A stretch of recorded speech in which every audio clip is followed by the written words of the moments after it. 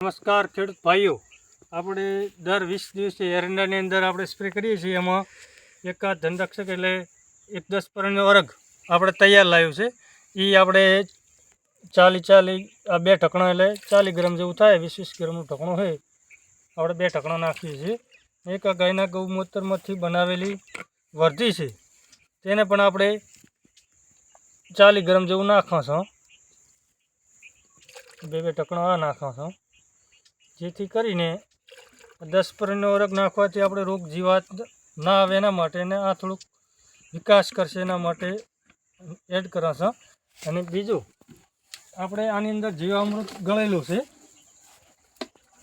અંદાજે 5-6 લીટર જેવું આપણે આ ગળેલું જીવામૃત આપણે પંપની અંદર ગળીને રાખ્યું હતું, જેથી કરીને પંપની અંદર કચરો ના આવે.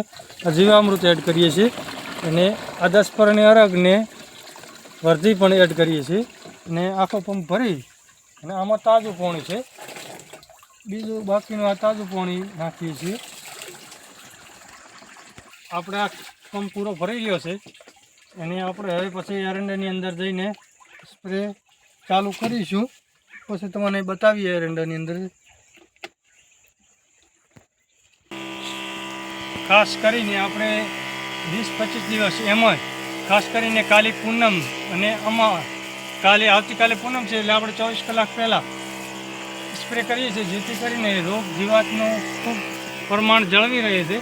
જેથી કરીને આપણે અમાવાસ્યા અને પૂનમના આગલા દિવસે તો સ્પ્રે કરવાનો બહુ રાખીએ છીએ, જેથી કરીને રોગ જીવાતનું પ્રમાણ જળવી રહે છે.